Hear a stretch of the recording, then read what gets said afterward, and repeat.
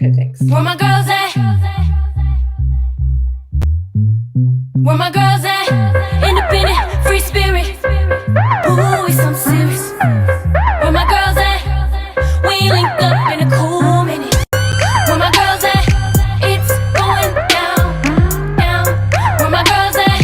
It's going down, down. It's going down tonight. We going out tonight. Yeah, right. We going out tonight. It's going down tonight. Yeah, right. It's going down tonight. We going out tonight. Yeah, right. We going out tonight. It's going down tonight. Yeah, right.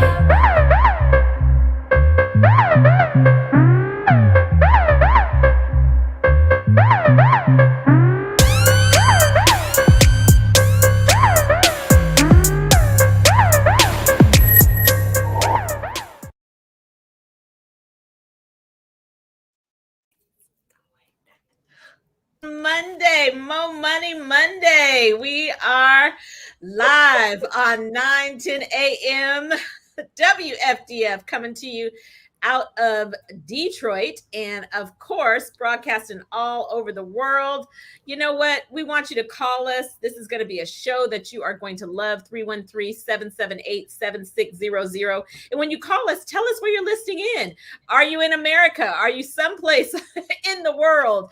Are you calling from the Midwest, from the West Coast, from the East Coast?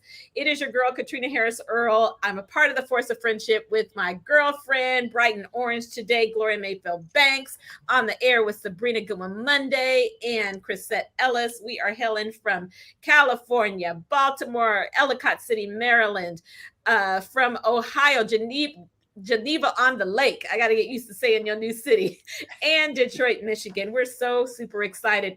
Today is going to be an amazing show. It's very important because at some point in everybody's life, they have gotten a job. I know we are all entrepreneurs and we love it, but we all had a job at some point.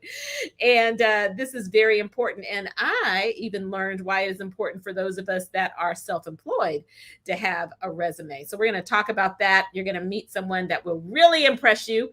It is new to us today. We are not having just 2 commercial breaks, but 4 commercial breaks. So flow with us, and just know we're going to get to as many of the callers as we can. I'm going to bring the girlfriends in really quickly. Gloria, looking bright today. How is it going? What's happening over there in Ellicott City?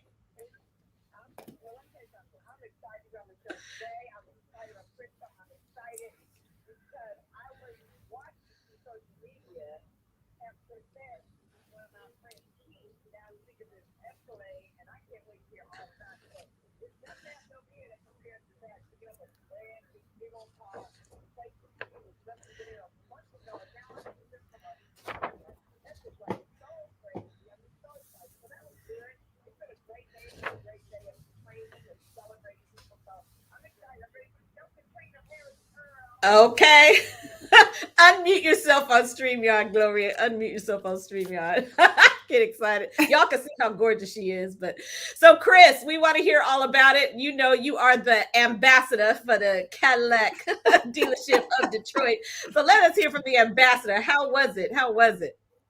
Well, when I tell you, it was really exciting, you guys. You know, a couple of months ago, I was asked to be the ambassador for Prestige Cadillac, which is the only Black-owned Cadillac in Detroit. And I picked up my pink Escalade there. The experience was absolutely wonderful. So when they asked me, it wasn't a matter of if I would do it, because I was already a recipient of their phenomenal customer service. So I was really excited, you know, especially you all know, you know, when you have a Black business that's doing it, you know, at a high level, that just give premier service. Their showroom is absolutely beautiful. Everybody is kind. Everybody is helpful. So I was really, really excited to do it. And so we did that. And then a friend of mine reached out to Gloria and then reached out to me, and he was interested in an Escalade, and he lives in Dallas, Texas. And he said he looked everywhere in Texas. And, you know, Texas is a huge state, could not find an Escalade. And so he was just asking me. I made a phone call to the dealership, and the story is just a lot to unfold before Sabrina looks at me and give me the side eye about me going too long. So needless to say, my guy, Henry at Prestige Cadillac, he called him, was able, you guys, to find him a Cadillac, an Escalade. You can't even hardly find this car anywhere. It had all the bells and whistles, everything he wanted. But check this out, you guys. They are selling these Escalades for $10,000 over the sticker price. The sticker price on that car was $100,000. They had to pay $110,000. You know, do you know what $110,000 house looks like? You can get an amazing house for $110,000. And the last thing I'll say, you guys, this is serious. So many dealerships don't have cars. When we went, the manager told me they had zero cars. Zero. Every single car that they have is a used car. Can you imagine going to a dealership and you have to wait 4, 5, 8 months for a car? So I'm telling you, it is just unfathomable that you cannot find a car. And if you have a car and you want to sell your car, you can make some serious money on your car. So it was just a great day. It was a great day for Prestige. It was a great day for Keith and Daryl. So I'm really excited that it was a win-win for everybody. And so with that, I'm going to throw it over to my girl, Sabrina Goodwin Monday. And don't say anything, Sabrina. I'm throwing it to you. Nothing. It's so good to see everybody. So good to see everybody. Happy Monday. Happy Monday. Happy Monday. What a weekend. You would have thought it was Christmas. Everybody was out for Halloween. I mean, really. I mean, you can tell we've been in a pandemic. I've never seen the streets so full. I've never seen so many people dressed up. I've never seen so much candy. I mean, it was like, wow. And then I heard the airlines, people weren't showing up to work. So many flights were canceled because it was a shortage of staff. It was like they were flying for Halloween like it was Thanksgiving and Christmas. I ain't never seen nothing like it. We're blessed and thanking the Lord that the Pardon and Parole Board in Oklahoma recommends clemency for Oklahoma death row inmate Julius Jones. Wow, I hadn't heard that. Yeah. Really? I mean, so that's huge news. But now it comes down to the governor. Can you imagine? It comes down to the governor to make the final decision. And this comes less than a week after Oklahoma resumed executions for the first time since 2015. The state put John Grant to death last week. Although decision on Jones' fate is up in the air, his execution is scheduled for November 18th. Now, the governor, now that the parole board has recommended clemency, now it's up to the governor for the final say. So we're just praying every day and every night. There are vigils in the streets of Oklahoma. They're standing in front of the governor's house saying, please do the right thing. This man has been proven innocent in every kind of way. And so we're just believing that the governor will do the right thing. Yes.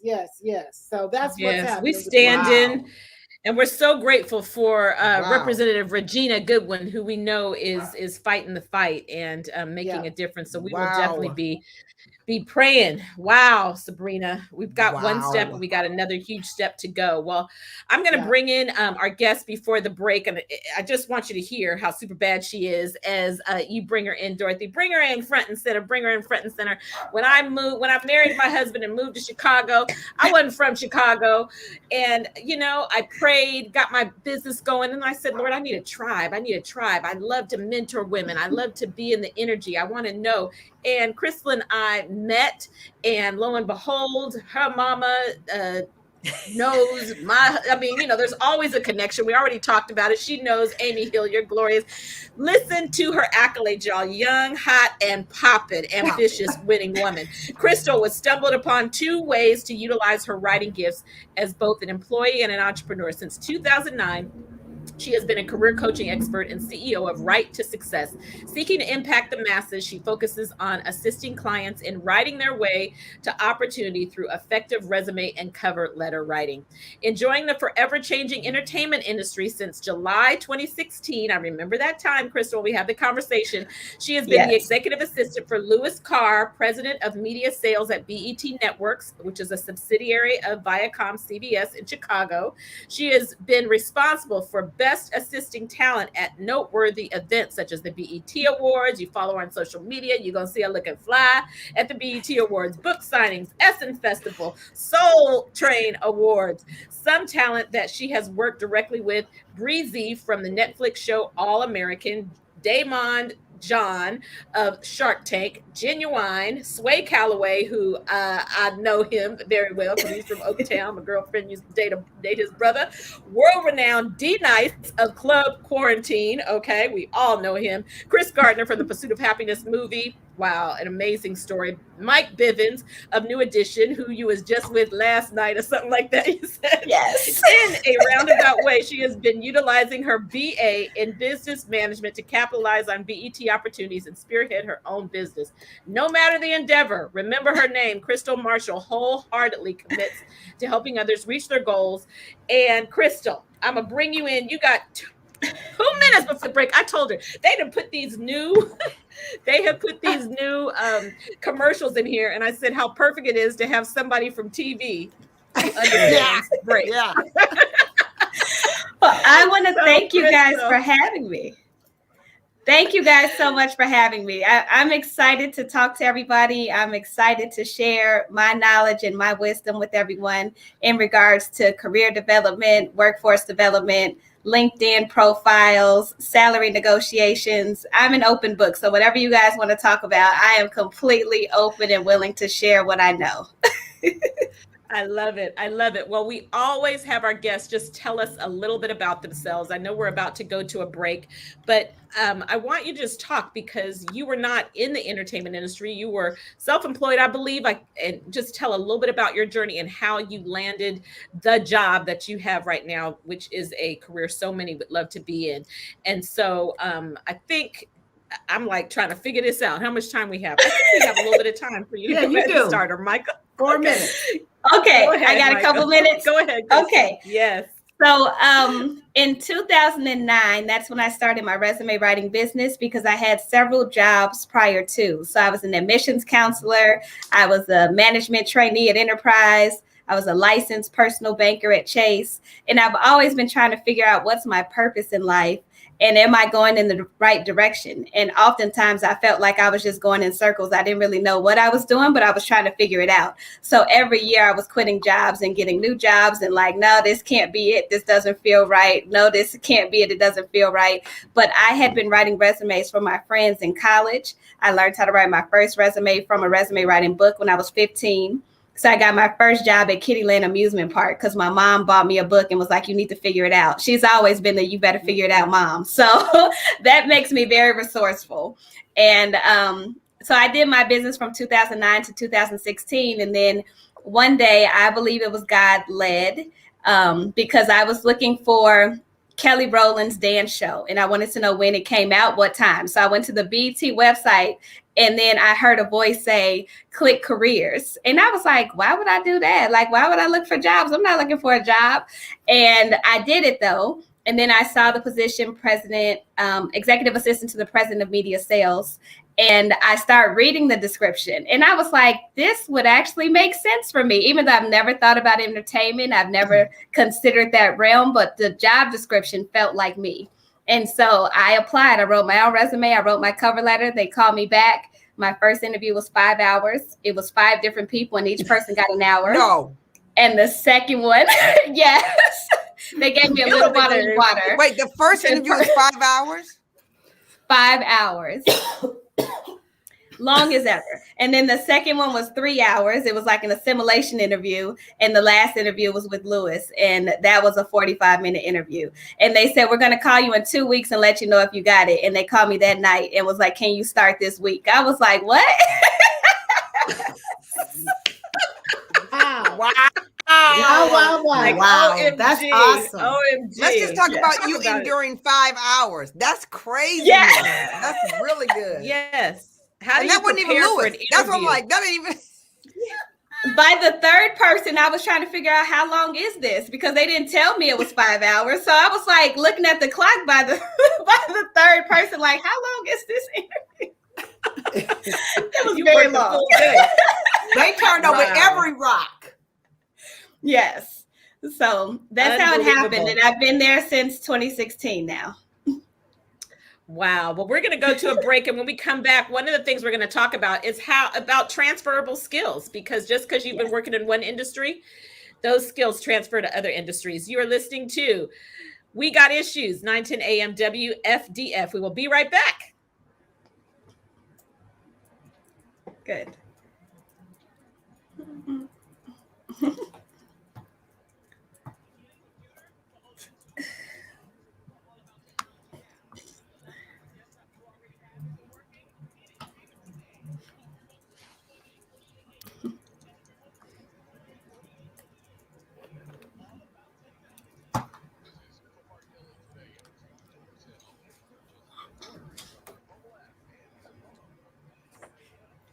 I like that. Spinach wraps, fried spicy buffalo cauliflower, and sweet potato maple cheesecake. Don't forget about our always delicious side Pittsburgh corned beef, our fresh hand patty charbroiled 100% beef burger, and our homemade teriyaki stir fry. Central Park Deli has more stuff and DoorDash delivery every time we SMS today.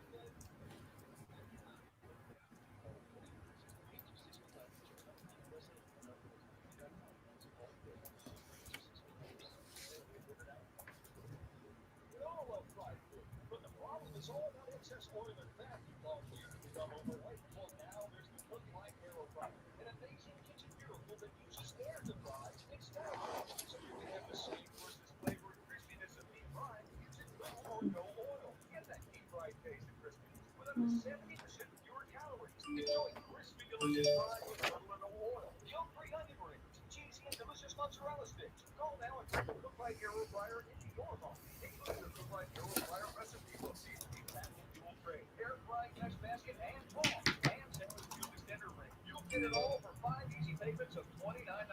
Be one of the first 500 callers and get this 13-piece knife set, a $175 value, yours free. Try Cook Light Aero Fryer for 30 days. If you don't love it, send it back. But keep the 13-piece knife set as our gift to you. We're in the next 10 minutes and we'll include free shipping. Call now or go online to air2fry.com. That's air2fry.com. January 14th, Microsoft will homeowner provide security updates for Windows 7. Continue useful in your PC vulnerable to security risks. Call All About Technology today at 313-218-4888. We're all about technology.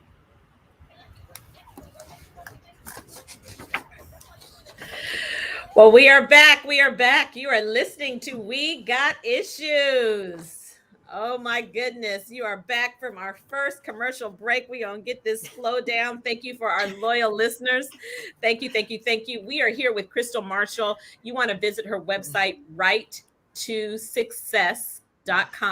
You can follow her on social media. She'll give you all those details and we'll post those up. I just want to give you a couple stats. A record number of workers are quitting their job. We have heard this. The number of people quitting their jobs has surged in record highs, pushed by a combination of factors. Some 4.3 million people quit jobs in August alone. The phenomenon is being driven in part by workers who are less willing to endure inconvenient hours, poor compensation. They're quitting instead to find better opportunities. you need a resume. Okay. 10.4 million job openings in the country at the end of August. And so many companies, we're going to talk a little bit about LinkedIn. 55 million companies listed on the LinkedIn site, 14 million open jobs. So 87% of recruiters are using LinkedIn. You also need to have a jammin' LinkedIn 87%. profile. Wow. 87%. So LinkedIn profile. So I want you to just talk about, let's just talk about those transferable skills. I know we're going to kind of come in and go back to the basics of the resume, but sharing your story, how to talk about how people have transferable skills and how you help them see how working in one area can carry them to another area. Okay, so there are different resume formats, and there's one that's chronological, which is the typical one that's used. So you list your jobs out from the most recent to the least recent, and you do the last 10 years. But there's another format called functional. And if you do the functional format, you are focused on your skill sets. So that's where you're extracting certain skill sets like communication, customer service, management, leadership, any of those types of skills you would put at the forefront of the resume. So because I had so many jobs that had nothing to do with nothing, if you just looked at it on paper, and it would confuse somebody. So I had to focus on my skill sets. So for an executive assistant, they care about organization and time management and being the gatekeeper of the person you're supporting in organization. So those are the things that I focused on. And then I just listed my jobs at the bottom. And the jobs at the bottom didn't have any descriptions after it because I extracted those descriptions that would have been at the bottom and I placed them under the skill sets. So I had to paint the picture to make it clear to them I'm qualified, even though I know you see that I was a banker. I know you see that I was a trainer. I know that you see, but I'm qualified because I have these skill sets. And then you add writing and editing, and that's a transferable skill that can work in any industry. So that's what piqued their interest. And then I wrote a very captivating cover letter to let them know that I read who he was. I understood who he was, what he's done in the industry. I did a lot of research on him, and I made that clear in the cover letter that I did that much homework. Killed the game. Talk more about the cover letter. Talk more about the cover letter and the importance of that, and where do you start? And first of all, we know where you start is you go to righttosuccess.com and you get a professional to help you, because I love how right on your website you show this is what she came in with, hot mess, and this is what I changed it to. Same person. Yes, I have to show the before and afters. Like, I want you to know that it's going to be completely rewritten, and the new version is going to totally represent who you are and where you want to be. So I always start off asking my clients, like, what type of position do you want and in what industry? And some clients are like, well, I've already been in the medical industry or healthcare industry or entertainment industry, so I might as well do that. And I'm like, it's hard to find a job, so you shouldn't go in with the might as well because it's convenient. Right. Like, you should pursue what it is that you honestly want to pursue, because it's going to take time either way. So why not put time in trying to figure out what it is that you actually want? So we start there, but the resume is bullet points. So that's not like formal sentences. It's just like a list of things that you've accomplished and contributed to the positions you've been in. The cover letter is an actual letter. So those are paragraphs with real sentences where you're displaying your communication skills.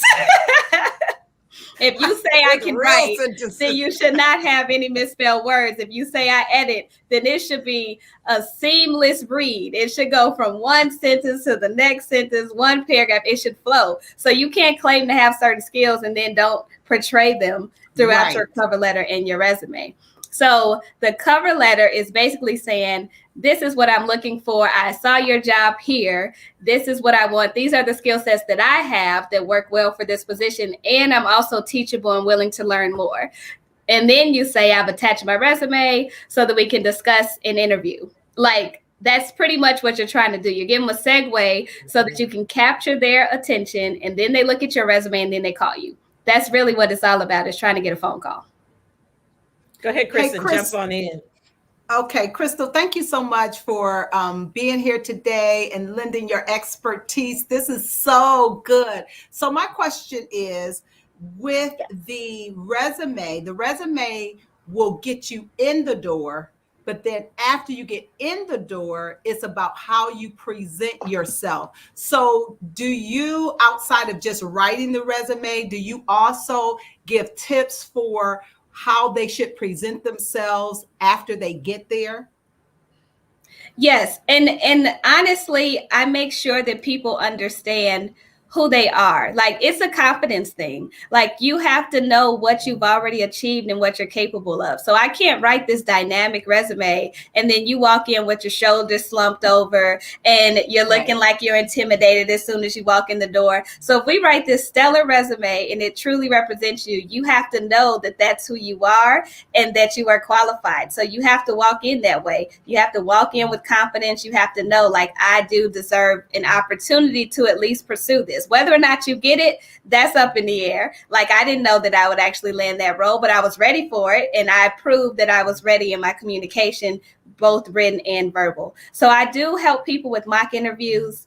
I do give people typical questions that are asked during interviews. So even if something else is asked outside that box, you're still confident enough and prepared enough that you can figure out how to answer it quickly. So we do a lot of practice for people who feel like I'm not ready, or if I hear in their voice that they're not ready, I'm like, no, we need to get you ready, because you are not convincing me, and I need you to represent all of us very well. Right. Awesome. That's great. Oh my goodness. Krista, do you think that they really don't know how to write a good resume, or they don't know how to present themselves, or they don't think it's a priority, or both? I think it's a combination. Some people, they walk into places hoping that someone gives them a shot, but they don't feel they deserve it. So they are kind of at the mercy of the employer. That's how they approach it. They're like, oh, I just hope somebody helps me out. I hope somebody gives me a job. I hope. But they don't actually feel like I'm ready for this. And so they don't walk in that way. And then a lot of people just don't know how to prepare. And resume writing is a gift. It really is a skill set that takes a lot to produce. So I don't expect everybody to completely understand, but I do need them to understand the importance.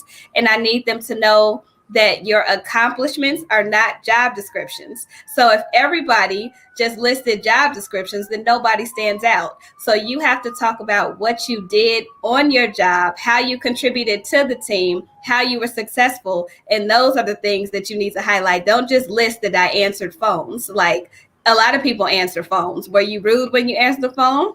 Were you polite when you answered the phone? Were you best assisting people? Like, how many phone calls did you answer a day? So those are all the things that you have to be very specific about.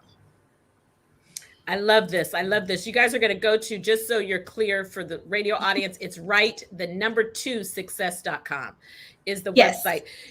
Before we go to the next break, we were talking about my resume, and I was like, I ain't never gonna work for nobody ever again. I don't need a resume. And you said, yes, you do. Can you tell these chicks right here why we need a resume? Because I was like, okay, you fixing the right move for me.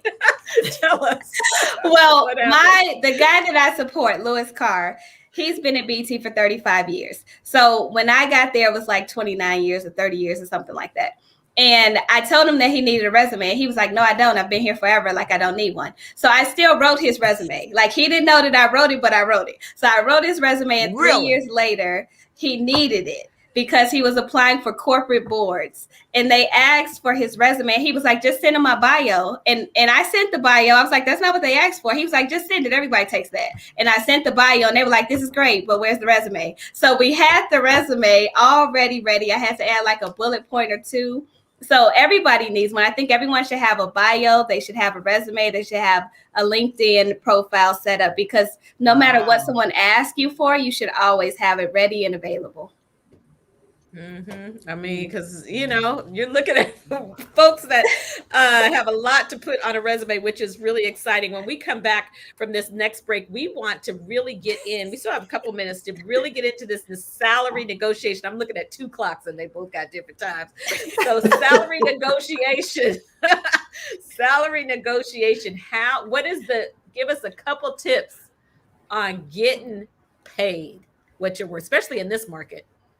Never accept the first offer and never make the first offer. So whatever they say, you always counter offer it. And there's so many things that you can negotiate. Like some people negotiate parking spaces. Some people negotiate more PTO days. Some people negotiate. It's not just about the number. Like there's other things that you can talk about. So some people negotiate like a gym membership, or, you know, there's always something out there. But I always recommend people to never take that first number. I just recently got my sister more money, and she was willing to accept what they gave her. And then when they counter offered, it was only like a couple dollars more. I'm like, no, that's not good enough. I was like, tell them this number. And she was like, but I'm nervous. I'm like, no, we are not going to take this. So they came in just like $2 shy of what she actually wanted. So I was so happy. That's Wow, good. wow, We want to talk about that yes. some more. Some more. We need a crystal in our life. All right, we're going to commercial break number 2. You are listening to We Got Issues on 910 AM WFDF. Stand by. We'll be right back.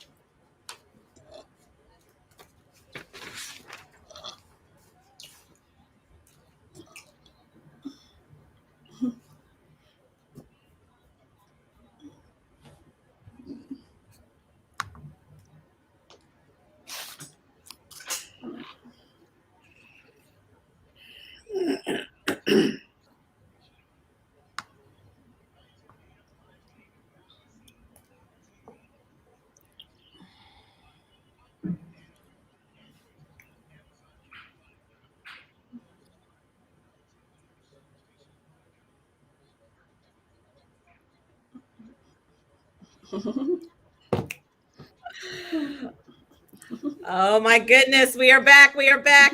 We are back. The good part about these additional breaks is our theme song just keeps on keeps us in a good mood. We're grooving. And you know what? I'm telling you, Everybody needs to know what we're talking about today, because we're talking about how to sell yourself to an employer. Or now we've learned it's either whether you're applying for a board or any of the things that you need to have a resume. We've talked about resumes and cover letters. Crystal, you were talking a little bit about salary negotiation. Before I pass it back to Sabrina to bring her in, can you just share a little bit more about how you assisted your sister, and what does that look like? Do you counter verbally? Is it written? Like, what does that look like when you counter? We write it because we want paper trails. So we write everything.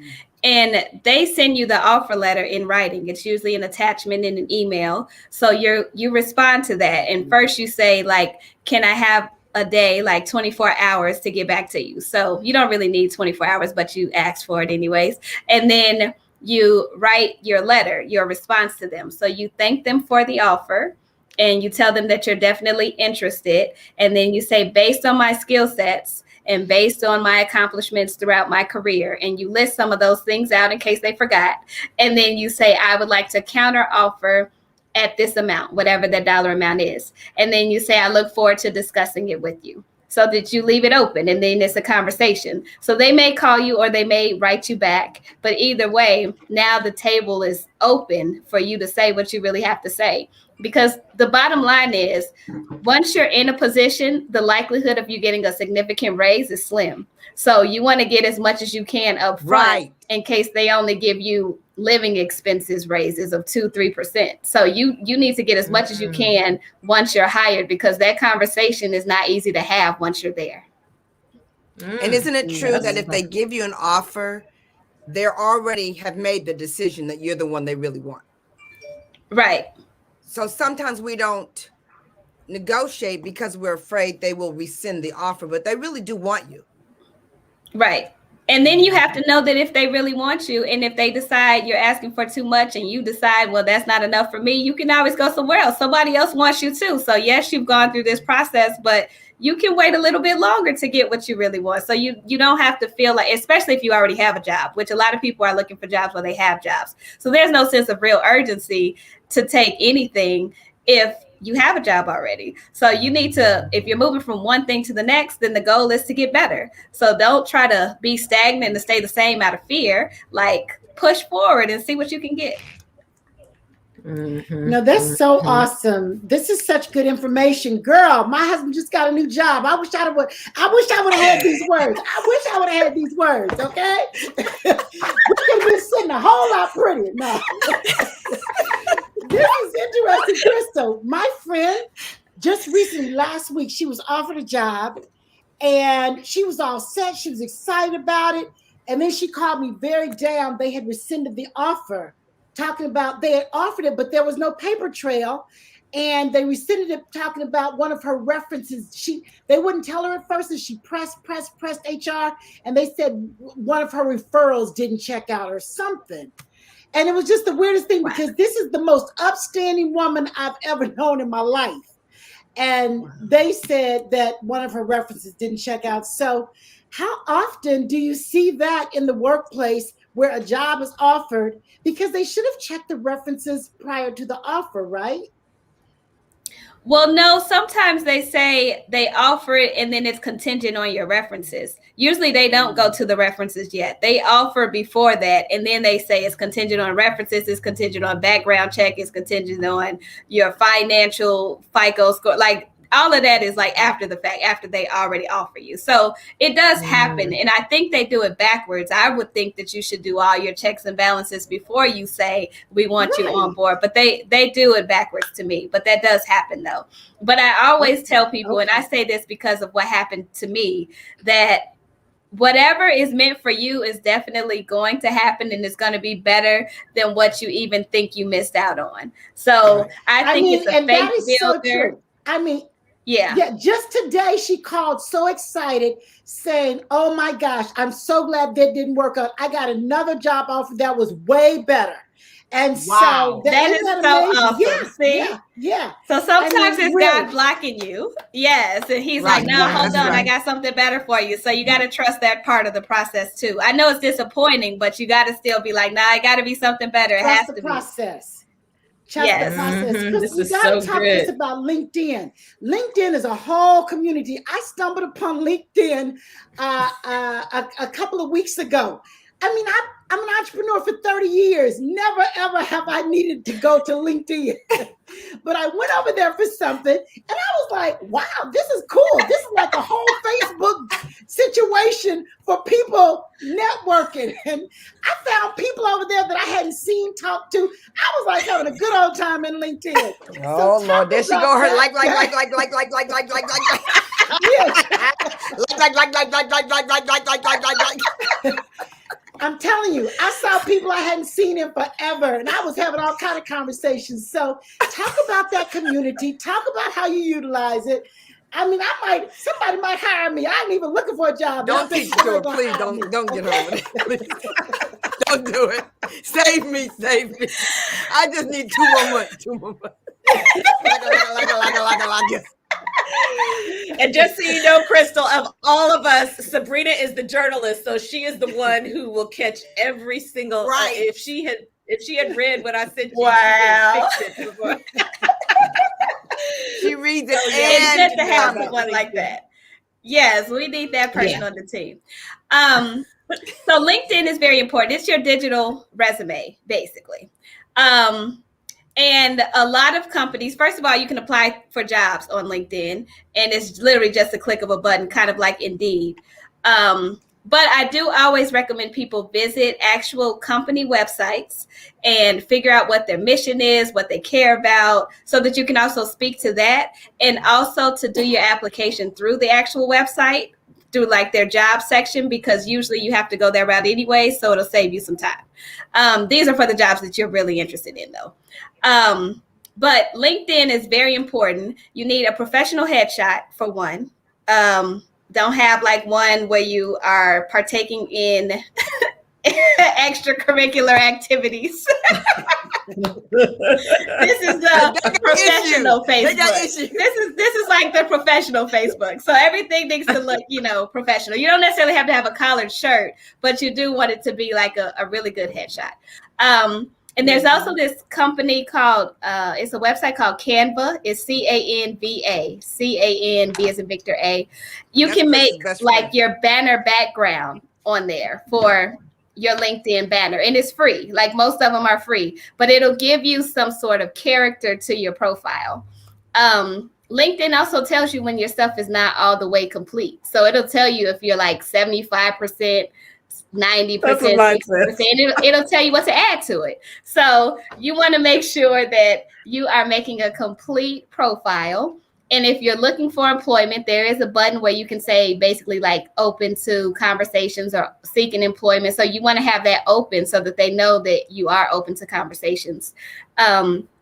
But you want to make it as complete as possible, and it should kind of mirror your actual resume. So I typically do the resume revamp for a client first, and then if they want me to do their LinkedIn, we do that afterwards. So it's like a shorter version of their actual resume. But it definitely speaks to accomplishments. It definitely speaks to their contributions when they were working on certain jobs. Like everything should be tailored to who you are. It should never read basic, like never ever read basic, because you have to realize that everybody is applying to the same job that you are. So if it's basic, if everybody's stuff is basic, then how do you choose? You don't. You just wait until some more people come through that don't look basic. So you want to be that person. I think Crystal, you'd be a beast on the other side too. I think you'd be a beast on the hiring side, on the basic. On the 5-hour side.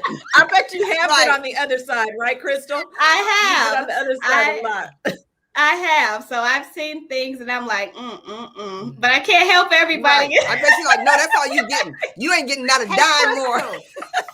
Crystal,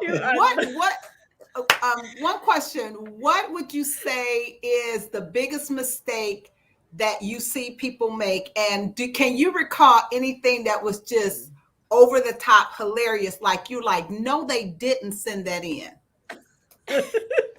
I saw this guy, he was applying to be an assistant for a woman. So he put like flowers on the background, but he also had, it was like a modeling book. Like he had like his finest attire on in these like photos. I'm like, is he a model or an assistant, or is he trying to be her man? Like, it was just a lot going on. And he tailored it for her, but I was like, what is this? It was like a dating profile is what it looked like.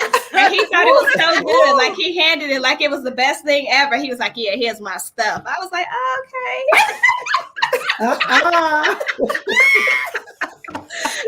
okay.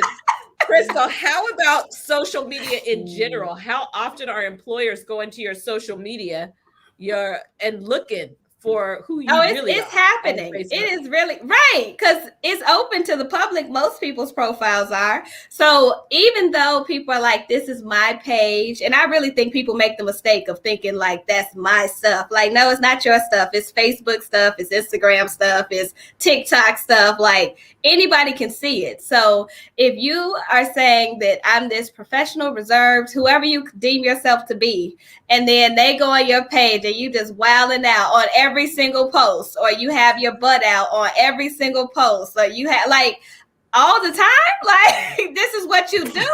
So it doesn't seem like you might not work for that setting, because some people, like from my job, we go to award shows and all that stuff, and we're around like a lot of people. I can't be drunk every single time I'm around these people. We want to hear that. We want to hear that story, because this is big for everybody. We're going to commercial break. We're going to be right back. We're going to pick right up right there when we come back. At the BTE Award.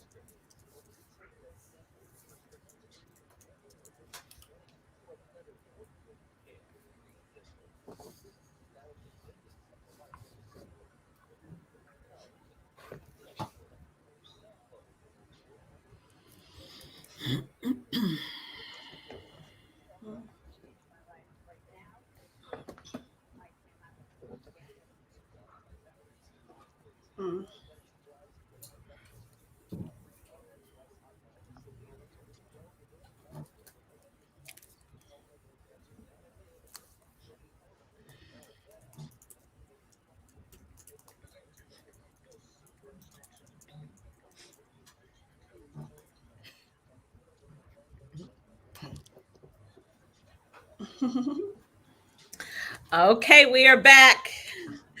We are back. We are back. Thank you. Thank you, Michael. Thank you. We are back with Crystal Marshall, Right to Success. We got issues. So grateful.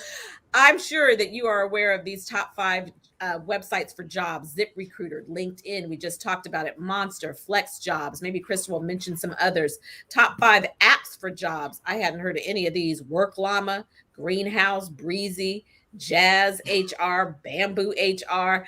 There's all kinds of ways. Y'all remember when we used to have to just get out of the house and go get an paper application? No more, no more. So, Crystal, just to wrap up that conversation about social media, if someone's social media is not looking right, because some people think they can have a professional one and they have a private one, what would you recommend they do? Can you actually delete it? Some people need to clean their stuff up for real.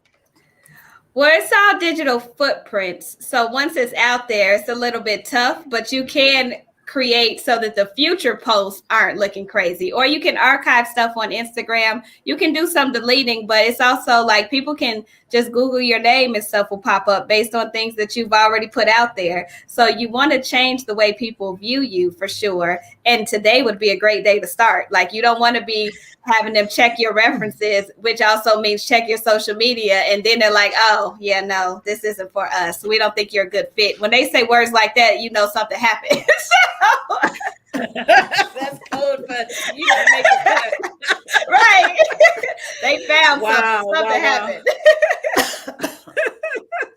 So, girlfriends, what are some other, we've been self-employed so long, but just thinking for the job seekers out there, what would be some other important things that we would want to get from Crystal? You know, we're entrepreneurs, but we hire as well. So I love this side of it in terms of the expectation. And I think one thing that you're saying to me is that when people are applying for a job with you, it's okay for me to have high expectations of them, even in the application of themselves, not just in their experience and not just in their presentation, but what they deliver to me to see first and foremost, because I think that's really important. I mean, there's lessons to be learned on both sides of the table, I think. Yes. I completely agree. So that's because it is a two-way relationship. It's a relationship. Like, an employer-employee is a relationship. So you have to know kind of what you're getting. And I know we all have facades and faces that we put on, and you actually learn people once you're there. But there are questions that you can ask in the interview that'll help you understand somebody. Like, if you're talking to the manager, you can ask them what's their management style. Some people are micromanagers. And if you know you don't work well with a micromanager, and you will hear those types of hints by the things that they tell you. So if it sounds like they're a micromanager and you're like, I don't want somebody breathing down my throat, then you know that's not a good fit for you. So it has to be a fit for both of you. right. And Crystal, it's interesting in the pandemic, in COVID, because we have home-based businesses, and I don't know what's appropriate and what's not, but I didn't even get to the interview. I was looking for some house help, office assistant in the home, housekeeper in the home. And before I even got to the interview, I said, please wear your mask. And when you come to the interview, and both of them replied back, totally different situations. Do you want this hire to be vaccinated? And I said, that's my preference. And both of them were like, well, keep looking. And so, yeah. And I said, thanks for your transparency. I most definitely will keep looking, because that's my preference. But do you know what's appropriate, inappropriate in the workplace now? A lot of jobs I've noticed, even for like when my clients send me job links to whatever they're applying for, a lot of companies say that you have to be fully vaccinated. And then some people are like, oh, well, I don't want to do that if I have to be fully vaccinated, so they don't apply. But you should read all the details, and companies are listening completely and openly. So if you're not vaccinated and don't plan to be vaccinated, then just don't apply, because they told you up front. So you will be wasting your time and theirs. So just find something else that's maybe virtual or doesn't require vaccination. But vaccination is a thing right now, so that's another factor that you definitely have to consider when you're looking at positions. Hey, Crystal, I have a question. I'm starting to feel some kind of way. Go ahead, Chris. Go ahead. I was going to say, I know you were feeling some kind of way, Sabrina. I was going to ask you, how important is your image when you go in for an interview? You know, I remember way back in my college days, and when we were, you know, graduating, and they were telling us you got to dress for success, and, you know, dress for the position over and above the position that you want. But I know nowadays with, you know, different things, sometimes it's very dressed down, but should you always dress up and then be told that you don't have to dress as professional? Because professional has changed over the years. Yes, I think that you should. I think you don't have to be suited and booted depending on what you're applying for, but you always should be neat, and you always should look somewhat professional, like maybe business casual. Even if they're wearing hoodies, don't wear a hoodie. Like you're not in yet. You have to get in first, and then you can wear the hoodie if that's acceptable. But I don't think you should go in like, I've got this already, so I'm gonna dress like everybody else here. Like you need to dress like you're trying to prove a point that you belong there, and that they don't overlook you because you look like something else that made them questionable. So if your attire is not questionable, then they'll pay attention to your words, which is what you want them to pay attention to. But if your attire comes in just like super relaxed, sweatpants, jeans with the raggedy gym shoes, and you're like, well, they just gonna accept me for me. No, they're gonna pick somebody else. That's what they're gonna do. Like nobody has to pick you. Keep it real.